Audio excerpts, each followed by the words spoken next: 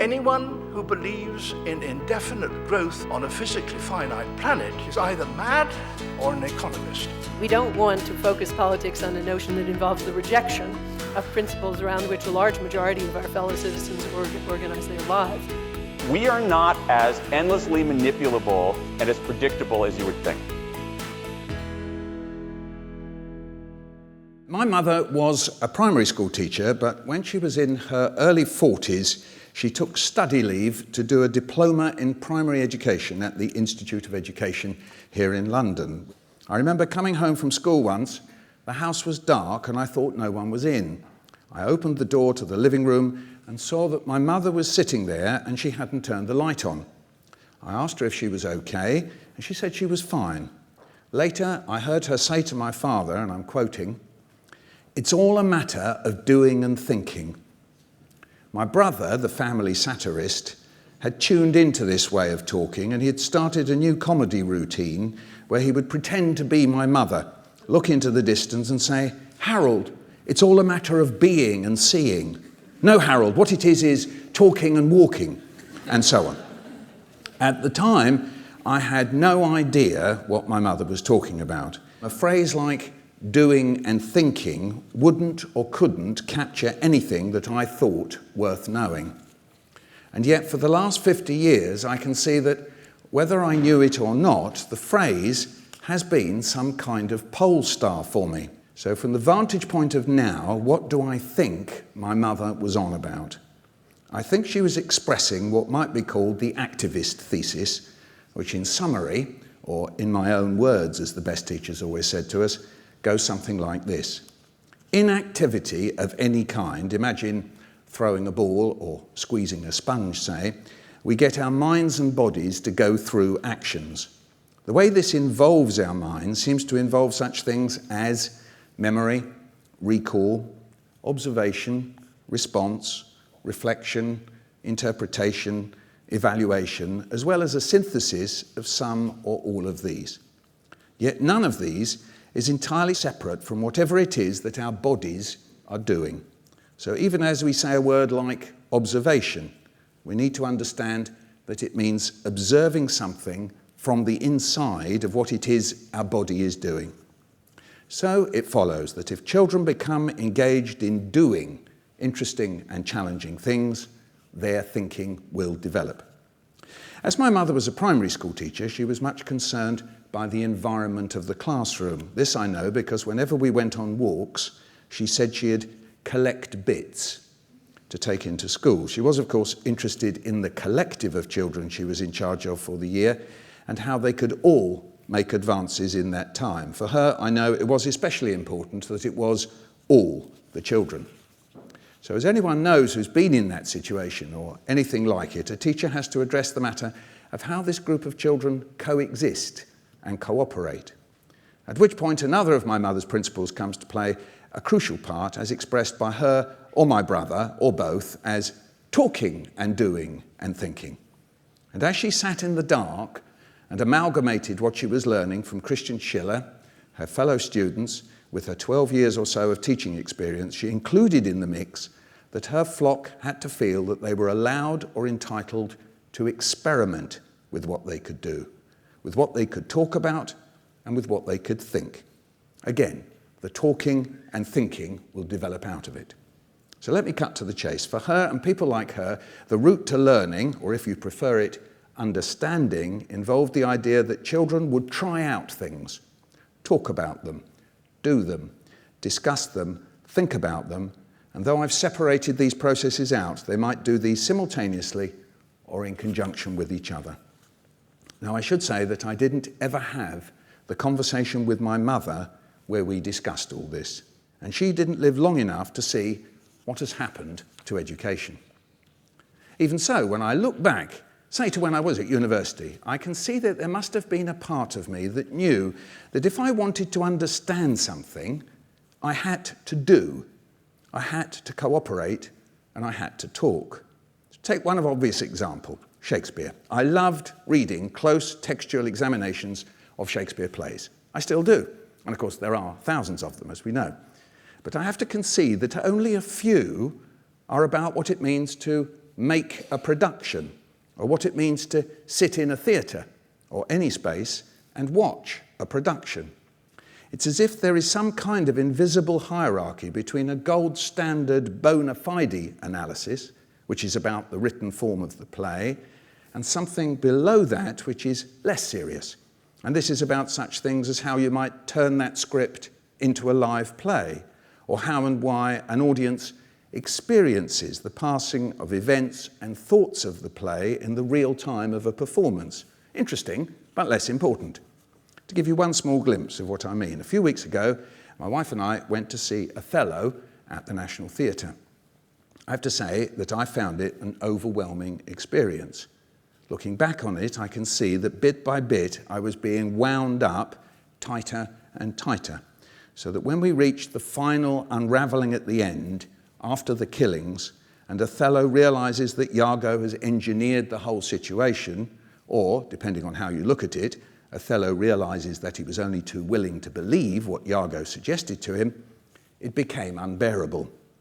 Then, just as Aristotle suggested thousands of years ago, as a consequence of that explosion of feeling, and in reflection afterwards, it's possible to ask questions like, what if Othello hadn't believed Iago? Or what if the bit inside us all that's a bit like Iago, or a bit like Othello, could be suppressed or avoided? Wouldn't we and the world be better? But, and this is crucial, for all this to work, as I've suggested, it took a particularly brilliant production. When Othello looked across at Iago and realised what he realised, and when in the physical real time and space of that moment we realised that he realised, the script could do its work. Or, as my mother would say, doing and thinking. At university, I did quite a lot of doing around Shakespeare and other plays, producing, acting. And the more I did it, the more I reckoned I could get to a level of understanding about plays and drama that I could not get only or purely from reading the scholarly stuff. Around that time, I started to write poems. I thought I was writing wry little pieces about my childhood that adults would find interesting. The trick I was playing with is that the narrator in the poem doesn't know as much about himself as the reader. Again, I'd arrived at this point, it's dramatic irony of course, by churning up what I was reading into things that I wanted to write. Writing, or doing if you like, was in a way a kind of criticism, thinking.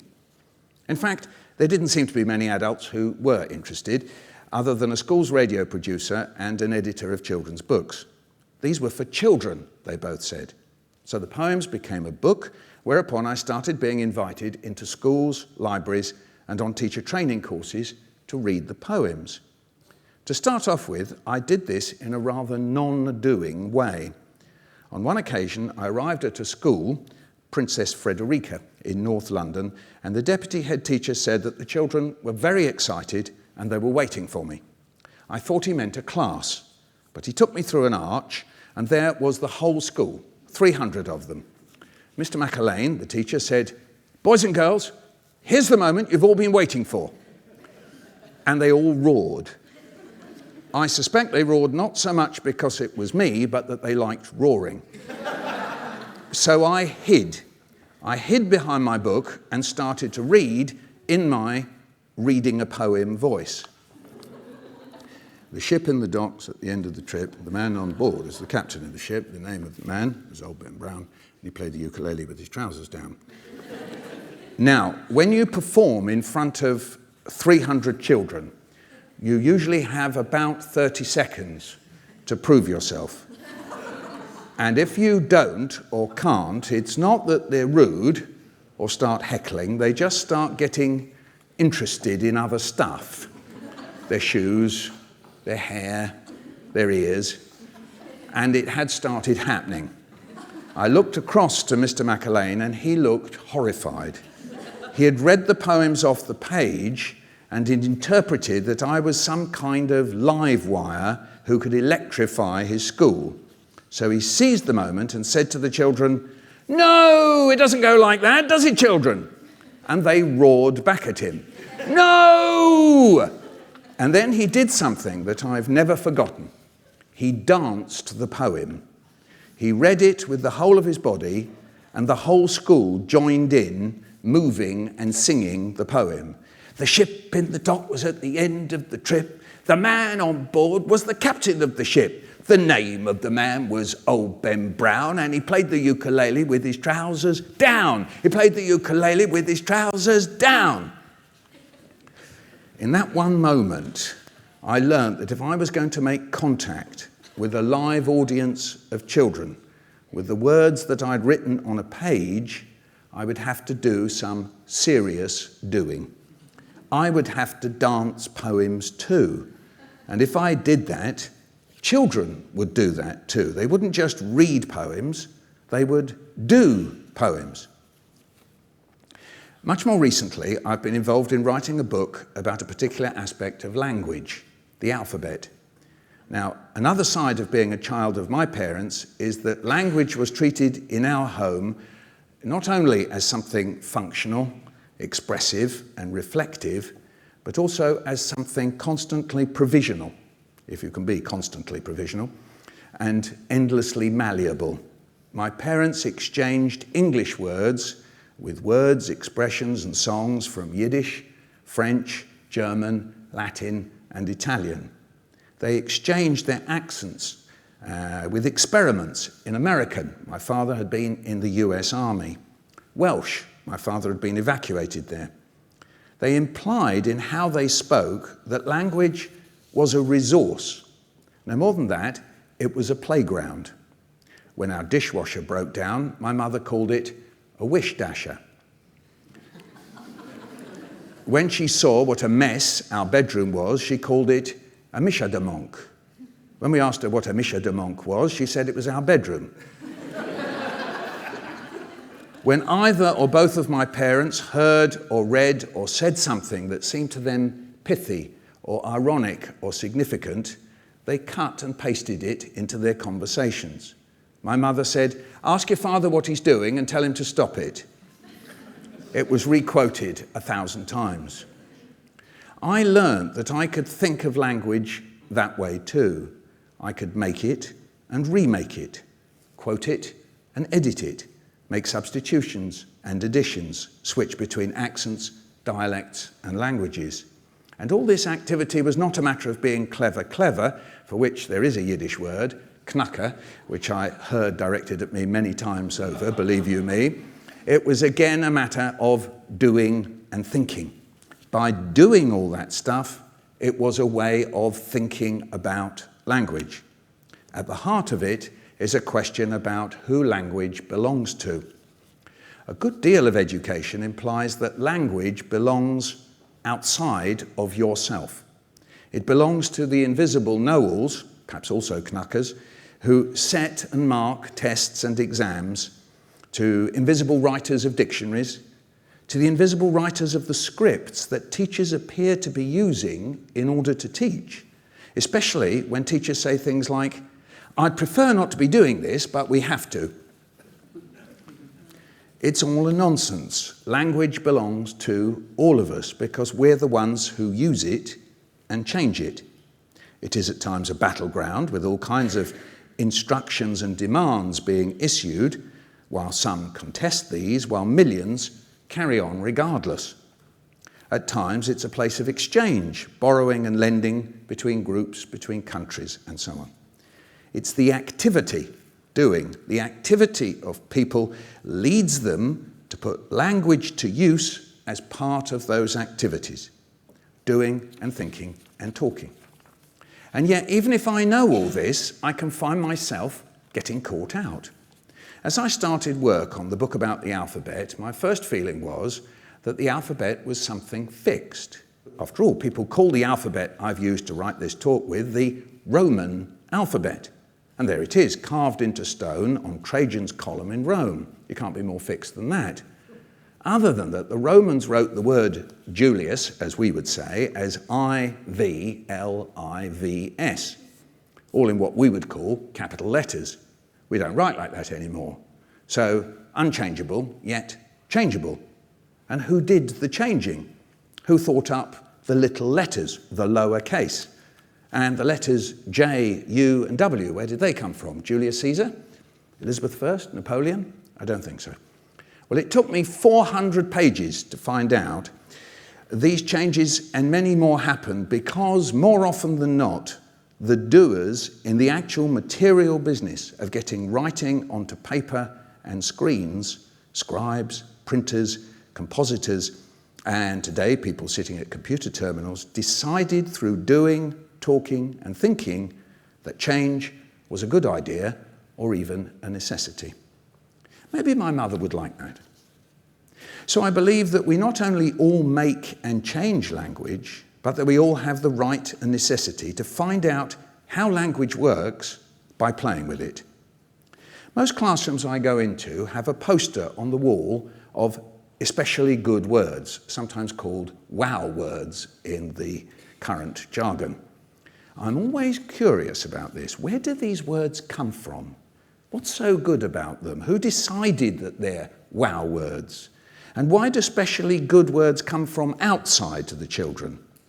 Again, perhaps informed by my mother, I often suggest that teachers could create a magpie wall where children and the teachers collect words and phrases, things that parents have said, lines from songs, stories, poems, newspaper headlines that show interesting, exciting, odd or intriguing uses of language. As I say, poets may or may not be people with imagination, whatever that means, but we are also people on the hunt for a good way to begin a poem. Looking out for things said, written or sung out there is as good a way as any to do that. It's a way of doing language instead of just receiving it. Yesterday I was at a teachers' conference. We were talking about reading for pleasure. It seems to be a good idea. There are vast quantities of research from all over the world which show that when children have the opportunities to choose what they want to read and have time to read it, the benefits are enormous. So though we call it something soft and cosy, reading for pleasure, it has gloriously serious consequences. Governments know this. They even put it into the kinds of documents they turn out to show that they're not entirely dominated and obsessed with measuring, classifying, selecting and segregating children.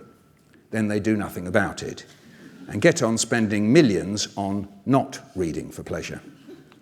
Reading for pleasure is a kind of doing too. The reader is active about choosing, browsing and selecting, and then active with playing with the possibilities in a text.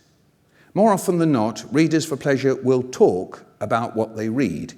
They pass on their enthusiasms and raise queries which they try to answer. Thinking. That's why reading for pleasure gets banned. At the teachers' conference yesterday, a teacher told us that she had been told by a school's inspector not to spend time doing such things as reading for pleasure because it was, I quote, a waste of time. Another told us that if she went on doing role play around stories, she would be graded as unsatisfactory, which is a shortcut to being slung out. This week I decided I am going to stop calling myself a poet or a writer or a broadcaster. I'm going to call myself a literature activist. I hope my mother would like that. No, I'll rephrase that. I'm going to suggest that all children, students and teachers, perhaps all human beings, become literature activists, doers and thinkers. I'm sure that my mother would like that even more. Can we start with this question of the difference between the written word and the spoken word? Do you think that we understand that and talk about that enough? No, nowhere near enough. In fact, one of the exciting things I've done with my MA students is to get them to make transcripts of the children talking about a picture book, okay? And what's quite interesting, that if you, as a teacher, ask children questions and transcribe that, and then if you ask the children to talk to each other, and you're not there, but you put a wire on them, they know the wire's on them and they talk about it, they talk in completely different ways, and the talk that they do around, say, a picture book, this can be for any age of child, suddenly starts getting rich. They start changing the language they use, and quite interestingly, they start using words and expressions that are not in the books. So they start developing phrases, and I've seen this in the transcriptions of my students' work, studying the children.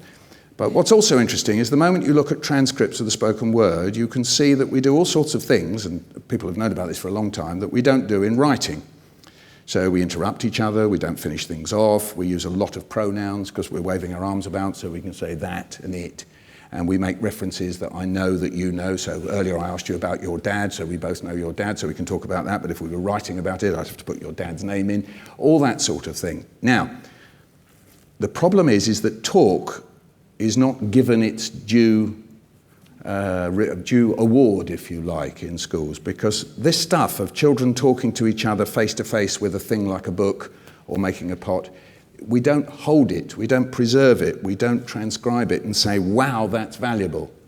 But on the other hand, anything written is immediately physical, and we stick it up on the wall or we mark it and say that the spelling's wrong and that sort of thing. And so there is a problem there, but also in trying to initiate children into the written word, I don't think we fully appreciate that for most children it's like learning a dialect. So for me, I don't speak Glaswegian or Geordie. If I go to Glasgow or Newcastle, I have to tune in, I have to have time. And there's some strange way where we think that children don't have to tune in to the cadence and the strategies of written language. All they've got to do is go b, at, bat. And then they've got it. If they do that often enough with all the letters, they'll have the written word, but they won't, because they haven't got the dialect, the strategy, the prosody, whatever word you want to use, cadences and sequences. So, no, I don't think we have got anywhere near understanding the problems of 4, 5, 6 or 10 or 20-year-olds living in a spoken world and then trying to understand the written world.